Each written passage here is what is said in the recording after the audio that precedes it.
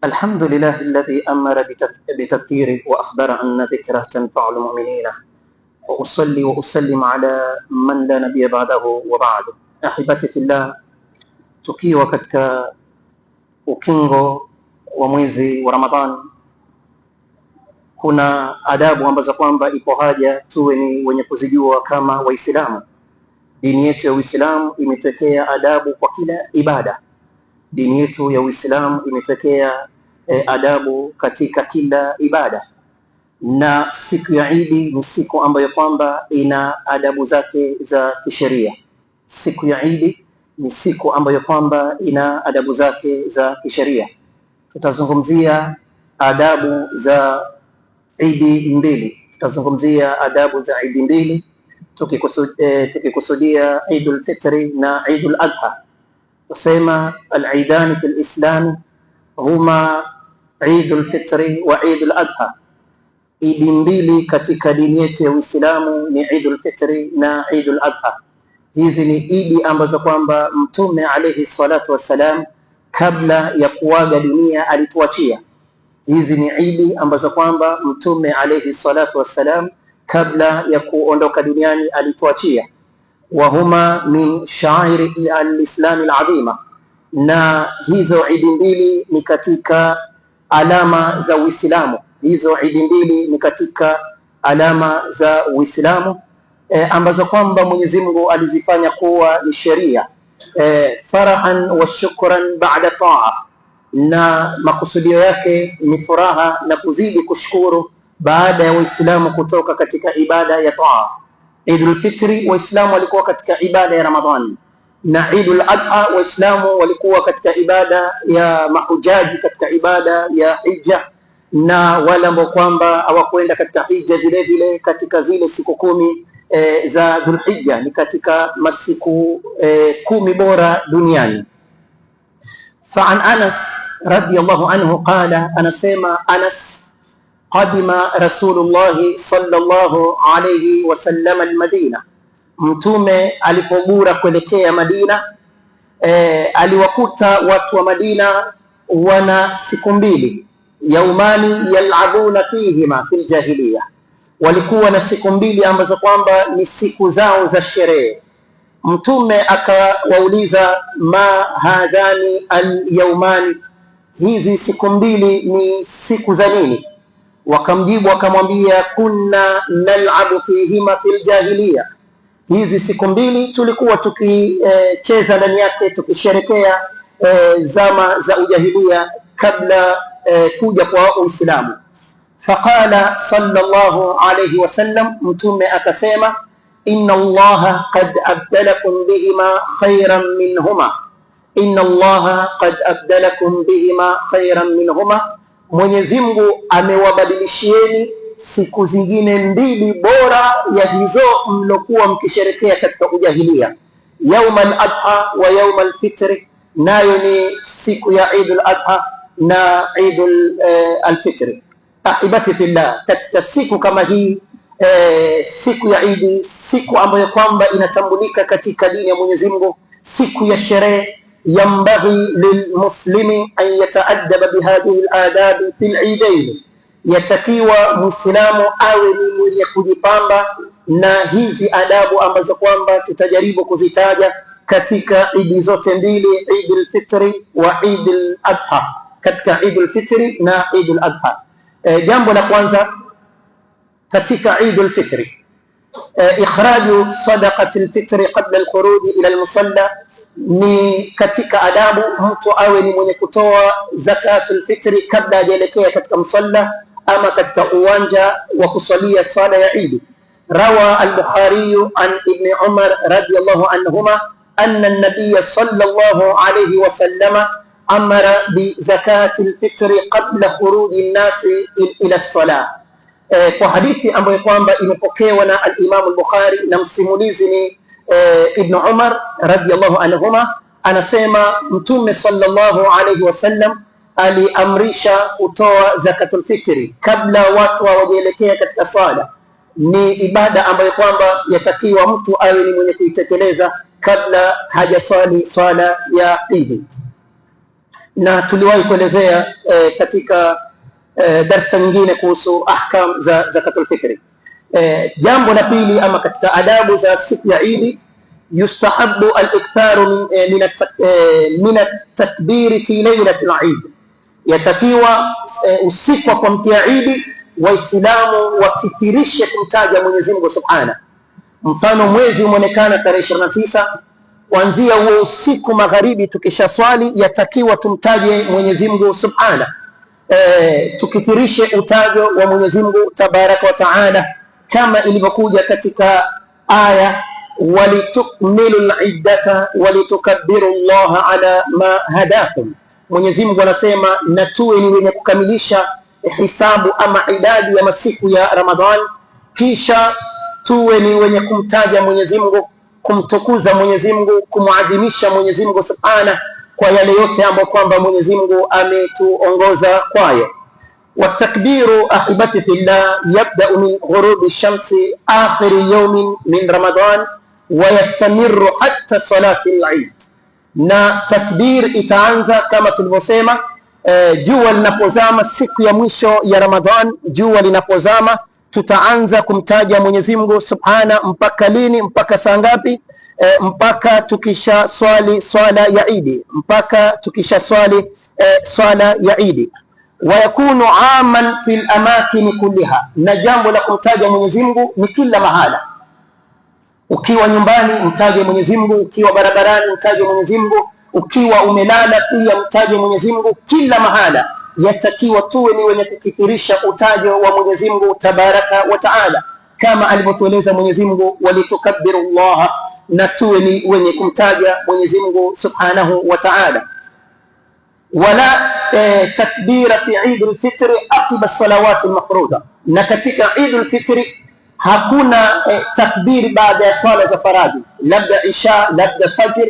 Katika Eid al-Fitr hakuna takbir baada ya swala za faradhi. Takbir ya baada ya swala za faradhi iko katika Eid al-Adha. Katika Eid al-Adha kuanzia alfajiri ya siku ya Arafa, mahujaji wanapoelekea katika bonde la Arafa, katika mlima wa Arafa, hiyo alfajiri yatakiwa tuwe ni wenye kumtaja Mwenyezi Mungu kuanzia wakati huo baada ya kila swala. Mpaka siku gani? Mpaka siku 3 baada ya Eid, ayamu tashriq, alasiri ya mwisho baada al-Eid, ama katika ayamu tashriq ndio mwisho wa kumtaja Mwenyezi Mungu katika swala tunazoziswali. Ama sifa ya takbir, tulete vipi takbir, tulete vipi utajo wa Mwenyezi Mungu Subhanahu? Zimekuja sigha tofauti, unaweza leta mara 3 unapoanza Allahu Akbar, Allahu Akbar, Allahu Akbar, hiyo ni mara 3. La ilaha illa Allah, kisha umpwekeshe Mwenyezi Mungu Subhanahu wa Ta'ala, kisha Allahu Akbar, Allahu Akbar mara 2 au mara 3 mara 3. Allahu Akbar, Allahu Akbar, Allahu Akbar, la ilaha illa Allah, Allahu Akbar, Allahu Akbar, Allahu Akbar, walillahi alhamd. Sigha zimekuja tofauti, wal amru fi hadha wasi'. Jambo lingine katika adabu ya siku ya Eid ahibati fillah, al-ightisalu lil-Eid. Yatakiwa mtu awe ni mwenye kukoga kwa ajili ya siku ya Eid. Waqad thabata anna ibn Umar radiyallahu anhuma kana yaf'alu dhalik, imethibiti kuwa Ibn Umar alikuwa akifanya hivyo, jambo la kuoga siku ya Eid. Wa huwa ma'rufun biittibaihi li sunnah, na katika masahaba anajulikana Abdullah ibn Umar namna alivyokuwa na himma ya hali ya juu ya kumuiga mtume na kufata sunna ya mtume sallallahu alayhi wasallam. Wa yustahabu an yakhruja mutajammilan, na vile vile katika adabu ya siku ya Eid mtu awe ni mwenye kutoka ilhali amejipamba, bimaana amevalia vizuri, muonekano wake mbele ya watu ni mzuri, aangalie katika nguo nzuri ambazo kwamba anazo, na ikiwa ana uwezo wa kupata nguo mpya ni vizuri zaidi, kwa sababu ni siku ya sherehe katika sherehe zetu sisi Waislamu, pamoja na kujitia manukato kwa siku kama hii, kwa sababu unaenda kutangamana na watu, unaenda kuingiliana na Waislamu, ni katika adabu ya siku ya Idi mtu awe ni mwenye kuvalia vizuri na awe ni mwenye kujipamba vizuri katika hii siku ya Idi, ili akionekana mbele ya watu ionekane ni siku tofauti na masiku mengine, kama alivyosema Mwenyezi Mungu Subhanahu, ya bani Adam khudhu zinatakum inda kulli masjidin, chukueni mapambo yenu, mavazi yenu ambayo kwamba ni nzuri kila mnapoelekea katika ibada ya sala. Na imekuja katika sunna kuwa Saidna Umar kuna siku alimnunulia Mtume alayhi salatu wasalam, alienda sokoni akamnunulia vazi, lakini vazi la hariri, akampelekea Mtume alayhi salatu wasalam, akamweleza Mtume kuwa fatajammal biha lil'id, ya Rasulullah, chukua nguo kama hii uwe ni mwenye kujipamba ama uwe ni mwenye kuivaa katika siku ya Idi. Faqala sallallahu alayhi wasallam, Mtume akamjibu Saidna Umar akamwambia, innama hadhihi libasu man la khalaqa lahu, hii ni nguo ya watu ambao kwamba hawana nafasi akhera, bimaana ni nguo ambao kwamba haivaliwi na Waislamu. Kama tunavyojua Waislamu wanaume hawafai kuvaa nguo ya hariri, hawafai kuvaa nguo ya hariri. Vile vile ndugu Waislamu, katika adabu ya siku ya Idi, na hii ni katika Idul Fitri, al-aklu fi Idul Fitri qabla salati al-Eid wa fi al-adha ba'daha. Al-aklu fi Idul Fitri qabla salati al-Eid wa fi al-adha ba'daha, ni katika sunna katika sala kabla hujaelekea kusali sala ya Idul Fitri, uwe ni mwenye kula, uwe ni mwenye kula. Na hii sunna wengi wetu tunaghafilika nayo. Katika Idul Fitri ni vizuri, ni katika sunna ya mtume wetu alayhi salatu wasalam, kabla hujaelekea katika musalla uwe ni mwenye kula, tofauti na Idul Adha. Idul Adha ni sunna uende usali, bimaana ujizuie uende uswali, baada ya kuswali uwe ni mwenye kula, na mtume alikuwa kila kwa kile kichinja ambacho kwamba amekichinja. Naam, katika hii Idi ambayo kwamba tunaitarajia Idul Fitri, yustahabu an yaakula fil fitri qabla salati al-Eid, ni bora mtu awe ni mwenye kula kabla hajaelekea katika swala ya Idi, kama ilivyokuja katika hadithi ya Abdullah ibn Buraida an abihi radiyallahu anhu qala kana an-nabiy sallallahu alayhi wa sallam la yakhruju yawm al-fitr hatta yat'ama, Mtume alayhi salatu wasalam alikuwa hatoki kwa ajili ya kwenda kuswali swala ya Eid al-Fitr mpaka ale, wala yat'amu yawm al-adha hatta yusalli, na Eid al-Adha alikuwa hali mpaka baada ya kuwa ashasali. Wa an Anas ibn Malik radiyallahu anhu qala, na anasema Anas ibn Malik, kana Rasulullah sallallahu alayhi wa sallama la yaghdu yawm al-fitr hatta yaakula tamarati, Mtume alayhi salatu wasalam alikuwa haendi kusali Eid al-Fitr mpaka ale tende. Chakula chenye Mtume alikuwa akila tende, ili upatie sunna zaidi kuna tende kama Mtume alayhi salatu wasalam. Wa fi riwaya, na katika riwaya nyingine, wa yaakuluhunna witran, Mtume alayhi salatu wasalam alikuwa anakula tende idadi za witri.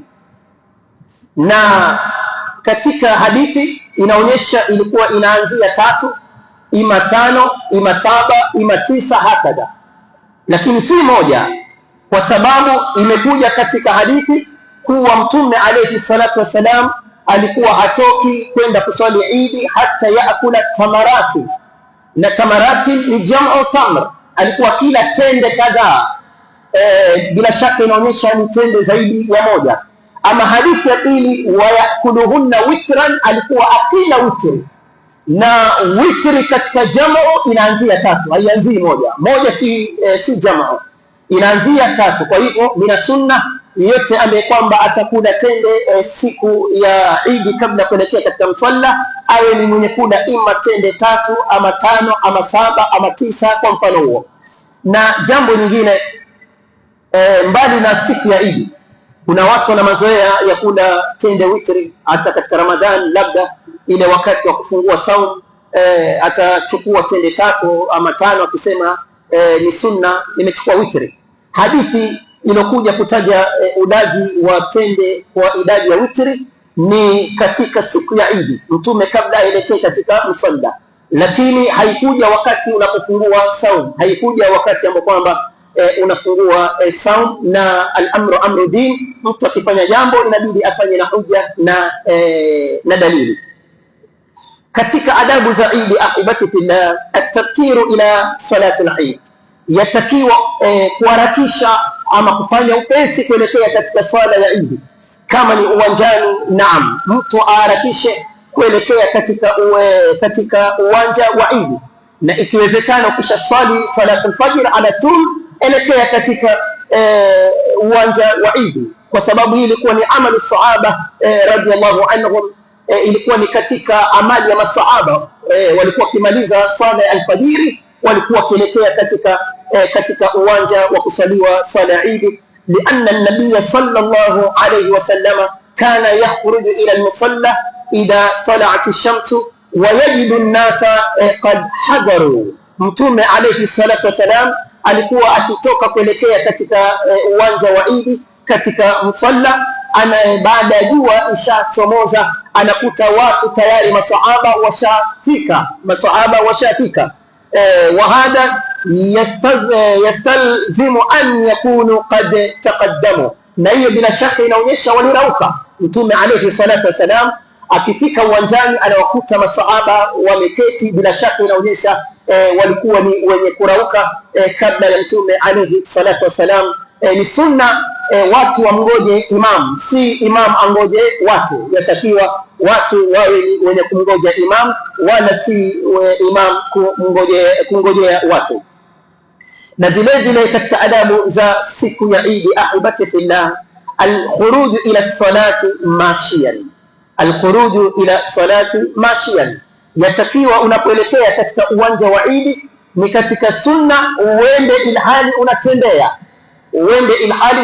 Mtume alikuwa na kipando chake, alikuwa na ngamia wake, lakini alikuwa akitembea wakati anaelekea katika musalla, kama si dhiki, kama si taklif. Naam, lihadithi Ali radhiyallahu anhu qala min as-sunnah an takhruja ila al-Eid mashiyan, ni katika sunna uwe ni mwenye kutoka kuelekea katika uwanja wa Eid ilhali unatembea. Wa an ta'kula shay'an qabla an takhruja, na ule kitu kabla hujatoka. Hiyo ni katika adabu ya siku ya Eid. Na vile vile ndugu Islam, wa min as-sunna an yakhruja min tariqin wa ya'uda min ghairi, ni sunna mtu njia atakayotumia wakati anaelekea katika uwanja wa Eid iwe ni njia tofauti na ile ambayo kwamba atatumia wakati wa kurejea. Njia utakayotumia wakati unaelekea katika uwanja wa Eid iwe ni tofauti na ile ambayo kwamba utatumia wakati ambao kwamba ushaswali swala ya Eid, lifi'lihi sallallahu alayhi wasallam. Na hiyo ndio ilikuwa kitendo cha Mtume alayhi salatu wasalam, fima rawahu Jabir radhiyallahu anhu qala kana an-nabiy sallallahu alayhi wasallam idha kana yawm Eid khalafa at-tariq. Anasema Jabir, alikuwa Mtume alayhi salatu wasalam siku ya Eid akitofautisha njia anayotumia wakati anaelekea katika musalla tofauti na ile ambayo kwamba atatumia baada ya kuwa asha swali swala ya Eid. Wala bas bi khuruji an-nisa yawm al-Eid, na si makosa kuwatoa wanawake siku ya Eid nao vile vile waende kuhudhuria swala ya Eid. Si makosa, bali ni katika sunna kuwatoa akina mama, watoto wa kike wa majumbani waelekee kuswali swala ya Eid, kama ilivyokuja katika hadithi ya Ummu Atiya radhiyallahu anha. Anasema amarana Rasulullah sallallahu alayhi wasallam an nukhrijahunna fil fitri wal adha al-awatiqa wa zawati al-khuduri. Anasema tuliamrishwa na Mtume alayhi salatu wasalam tuwe ni wenye kuwatoa wanawake waende kuswali swala ya Eid al-Fitr ama Eid al-Adha. tulikuwa tukiwatoa wale wanawake walioko majumbani ambao kwamba hawajaolewa, ama hata wale ambao kwamba bado ni wadogo, ni mabikra, walikuwa wakitolewa. Fa amma alhuyad fayatazilna as-salah, ama wale ambao kwamba wako kwa siku zao, wanawake ambao kwamba wako katika siku zao, walikuwa wanaketi pembeni. Wale wanawake wengine ambao kwamba ni wasafi, wako katika tahara, sehemu watakayosalia. Wale ambao kwamba hawako tahara walikuwa wanajitenga kiasi kando ya sehemu ambayo kwamba inatekelezewa ibada ya swala. Wayashhadna alkhaira wa da'wat almuslimin, walikuwa hao wanawake pia wanashuhudia khairi katika siku ya Idi. Kuna khairi chungu nzima, na wao vile vile wanashuhudia khairi kama hiyo, na wanashuhudia wanapata kuitikia pia dua ambayo kwamba Waislamu wanaomba siku kama hiyo. Kwa hivyo ni sunna ahibati fillah, tuwe ni wenye kuhimiza wake zetu, mabinti zetu, dada zetu, mama zetu, wawe ni wenye kuhudhuria swala ya Idi, waweze kupata khairi ya siku ya Idi na dua ambayo kwamba Waislamu wanaomba siku kama hiyo. Katika adabu za Idi ahibati fillah, as-salatu fil musalla, yatakiwa hii swala ya Idi tuwe ni wenye kuiswalia katika musalla, katika uwanja. Na hii ndio ilikuwa sunna ya Mtume alayhi salatu wasalam, kama ilivyokuja katika hadithi ya Abu Sa'id al-Khudri radiyallahu anhu, anasema kana Rasulullah sallallahu alayhi wasallam yakhruju yawm al-fitr wal adha ila al-musalla. Mtume alayhi salatu wasalam alikuwa akitoka katika Idi zote mbili akielekea katika musalla, na sote twajua fadhila ya kuswali kwa msikiti wa Mtume ni nusu ya fadhila ya msikiti wa Arab, msikiti wa Makka. Lakini Mtume alayhi salatu wasalam anauacha msikiti wake, anaelekea kuswali kwa uwanja, anaelekea kuswali katika musalla. Na Mtume katika uhai wake aliswali Idi 18. Katika uhai wake aliswali Idi 18 kwa sababu iliwekwa sheria ya Idi mwaka wa pili wa hijra, na Mtume aliishi Madina miaka 10, na kila mwaka ina Idi mbili. Mtume alayhi salatu wasalam aliswali Idi 18. Idi zote aliziswalia uwanjani, Idi zote aliziswalia uwanjani isipokuwa Idi moja. Kuna hadithi ilikuja na baadhi ya wanazuoni pia wametaja hiyo hadithi, huenda ina udhaifu, lakini hata kama itasih, Mtume aliswalia msikitini wakati huo kwa udhuru ya mvua. Ikitokea dharura yoyote, ima mvua, ima baridi kali. Kuna nchi ambazo kwamba wana baridi kali, labda baridi kali imetokea, ama kuna upepo mkali, ama hofu imetanda. Ikipatikana udhuru ya kisheria, si makosa kusalia msikitini. Lakini tuisheni hii sunna ya mtume wetu sallallahu alaihi wasallam, alikuwa akiswali swala ya Idi uwanjani, na anasema sallu kama raaitumuni usalli, swalini kama mlivyoniona nikiswali. Vile vile ndugu Waislamu, yafaa tujue katika hii siku ya Idi, swala ya Idi haina qablia wala baadia. Kuna baadhi ya watu wakifika katika uwanja utaona wanaswali raka mbili. Swala ya Idi haina qablia wala baadia, kama ilivyokuja katika hadithi ya Ibn Abbas radiyallahu anhuma anna Rasulullah sallallahu alayhi wasallam kharaja yawma adha au fitr fasalla rak'atayn lam yusalli qablaha wala ba'daha. Mtume alayhi salatu wassalam alitoka katika imma Eid al-Adha ama Eid al-Fitr, akaswali raka mbili. Raka mbili ni zile za swala ya Eid, na wala hakuswali kabla yake raka mbili wala baada yake raka mbili. Swala ya Eid haina qablia wala baadia, ila ikiwa swala itaswaliwa msikitini, ama yote ambaye kwamba ataswali msikitini kwa dharura yote ile, akiingia msikitini basi aswali raka mbili.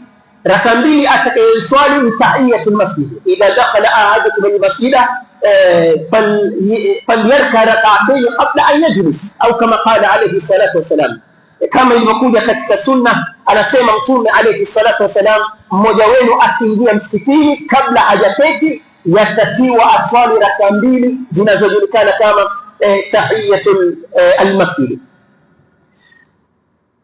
لا حرج على من صلى العيد أن ينصرف ولا يجلس للخطبة. Ukishaswali swala ya Eid si makosa, kwa sababu baada ya kusaliwa swala ya Eid kuna khutba, tofauti na Ijumaa. Ijumaa mwanzo ni khutba inatangulia kisha swala, ama swala ya Eid mwanzo ni swala kisha khutba. Si makosa yeyote ndiye kwamba atamaliza kuswali swala ya Eid akaondoka akawacha kusikiza khutba, si makosa. Hili liliwahi tokea hata wakati wa Mtume alayhi salatu wasalam. Mtume anatoa khutba, baadhi ya masahaba wameketi wanasikiza na baadhi ya masahaba wanaondoka. Kwa hivyo si jambo la makosa, wala wale wenye wanaondoka tusije tukawaona kuwa wamehalifu sheria ama wamekosea. La, kama alivyosema Mtume alayhi salatu wasalam baada ya kuswalisha swala ya Eid akasema, inna nakhtum, sisi tunatoa khutba. Faman ahabba an yajlisa lilkhutba falyajlis, yeyote ambaye kwamba anapenda kuketi asikize khutba basi aketi. Waman ahabba an yadhhaba falyadhhab, na yeyote ambaye kwamba anapenda kwenda ama kuondoka basi ruksa awe ni mwenye kuondoka. Baadhi ya masahaba walikuwa wanaketi na baadhi ya masahaba walikuwa wanaondoka, lakini kwa ajili ya khairi nyingi, thawabu zaidi, na utafaidika katika mazungumzo ambayo kwamba yatazungumzwa na khatibu, ni bora ikiwa utaketi uwe ni mwenye kusikiza khutba. Wala ba'sa bitahniyati fil Eid, na hakuna makosa kupeana tahnia ama kupeana hongera siku ya Eid. Kuna baadhi ya vijana labda wanaona hili jambo kuwa ni makosa ama la uzushi. La, ni jambo ambalo kwamba lina dalili. Si makosa Waislamu wanapokutana kuelezana Eidukum mubarak ama Eid mubarak, ama taqabbala Allahu minna wa minkum, Mwenyezi Mungu atutakabalie sisi pamoja na nyinyi. Ni siku ya Waislamu kudhihirisha furaha baina yao na kuombeana dua na kutakiana khairi katika siku kama hiyo. Si makosa Waislamu kutakiana khairi na kuelezana maneno ambayo kwamba ni maneno ya kuombeana khairi na kutakiana khairi siku kama hiyo. Hata kutumia social media, mitandao ya kijamii, tumia jamaa zako, tumia watu wako, familia yako, wajulie watu wako wa karibu. Naam, si makosa. Wa akhiran, na mwisho, ahibati fillah, idha jitamaa yaumul Eid wa yaumul Jumaa, zikikutana hizi mbili, siku ya Eid na siku ya Ijumaa, zikikutana siku ya Eid na siku ya Ijumaa. Na Ijumaa pia ni Eid ya Waislamu, lakini ni Eid ya kila wiki. Ama Eidul Fitr na Eidul Adha ni Eid ya mwaka, ama Ijumaa ni Eid ya wiki. Zikikutana, je, Muislamu anafaa afanye nini? Man hadara salat al-Eid yuraqas lahu fi tark al-Jum'ah wa yusalli dhuhran fi waqtiha. Yule ambaye kwamba atawahi kusali swala ya Eid, yule ambaye kwamba atawahi kusali swala ya Eid, sheria inampa ruhusa aiwache Ijumaa, badala yake aswali swala ya adhuhuri, lakini kwa wakati wake. Aswali swala ya adhuhuri kwa wakati wake. وهذا مأثور عن النبي صلى الله عليه وسلم والصحابة, na hiyo imepokelewa kwa Mtume alayhi salatu wasalam na vile vile kwa wanafunzi wa Mtume masahaba. Walakin al-afdal an yusalli al-jum'a ma'a an-nas, lakini bora hata kama umeswali swala ya Eid uswali tena Ijumaa. Hata kama umeswali swala ya Eid uwe ni mwenye kuswali tena Ijumaa. Hii ni bora, kama ilivyokuja katika hadithi iliyopokelewa na al-Imam Abu Daud, na msimulizi wa hadithi ni Abu Huraira radiyallahu anhu, anna an-nabiy sallallahu alayhi wasallam qala qad ijtama'a fi yawmikum hadha eidan faman sha'a ajza'ahu min al-jum'ah wa inna mujammi'un.